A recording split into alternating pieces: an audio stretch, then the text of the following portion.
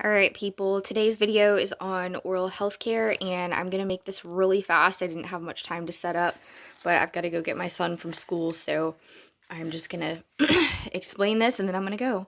Okay, so essentially these are a lot of the products that I like to use. Now, one thing that I left out here is the mouthwash that I use for my son, and it's called Tom's of Maine, and the mouthwash is like strawberry flavored. So I do use mouthwash for him. And for myself, I use this right here, Listerine Naturals, and I think those are like the exact same thing, I'm pretty sure. So Listerine Naturals is it's fairly decent. It does have thymol. Thymol is controversial. You have to use your own judgment. Personally, I feel like this is good short term. I don't think you would want to use it like long term. I do also use the Tom's of Maine. So for my son's toothpaste, I use usually this one, Simple Truth, but they have all kinds of different brands and flavors to choose from. So I do use a little bit of fluoride for him, and for myself, small amounts I do use because for me it does actually help me just a little bit. Fluoride is also controversial. Again, you have to use your own judgment and don't let people judge you as to whether or not you choose to use it. I get flack for using it and I get flack for not using it. So I go through phases where I use it and phases when I don't, and I get heat either way. So you just have to do your own thing. So I floss 3 times a day. The mouthwash I use about 4 times a day, and I brush about 2 to 3 times a day. I do prefer electric toothbrushes. They remove more plaque. This is one for my son that I haven't opened yet. Otherwise, if you're going to use a regular one that's not electric, just use, or battery powered, just make sure that it's soft bristles, because honestly the harder ones and the medium ones, they can hurt your gums more, so be careful about that.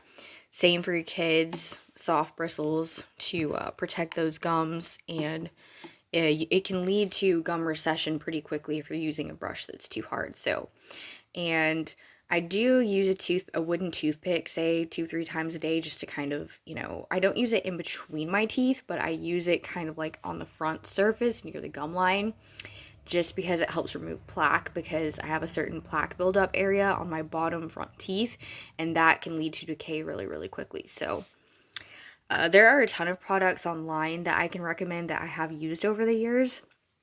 And if you're experiencing demineralization, there are ways in which you can remineralize your teeth. I actually healed a cavity one time by using what's called a beeswax stick. And I'm also going to do like a part 2 of this video to kind of show you what exactly a beeswax stick is and why I use it. So stay tuned for that. So this is going to be part 1. Part 2 will come later. And I'll show you the Tom's mouthwash also. So the beeswax stick is one way that will heal up a cavity if you're lucky. I only had it heal up a cavity one time, but I actually had a visible hole in my tooth. I already had a dental appointment scheduled, and within like a week or a week and a half, it was just completely gone. But that was the first time I used beeswax.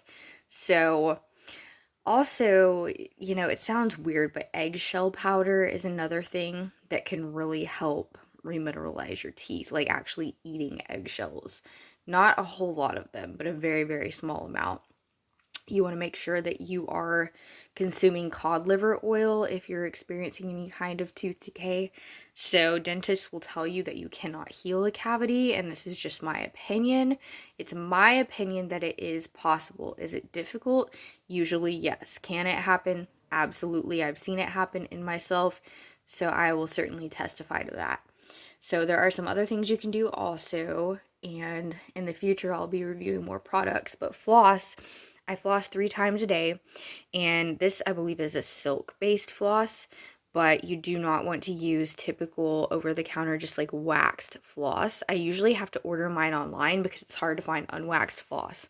But you want to use unwaxed floss, and if at all possible, organic silk-based, or I think there's another brand you can get too that's a much healthier floss, because what most people don't know is the floss is coated, waxed floss is typically coated in, Teflon, which is not good for you and it's not good for your body. You do not want to ingest it. So therefore, I highly recommend not using waxed floss. I repeat myself, do not use waxed floss.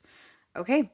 And the same goes for those little flossers. My son uses those little flossers just because I can't get him to floss any other way. But as soon as he's old enough to use regular floss, I will not be giving him those anymore because they are waxed.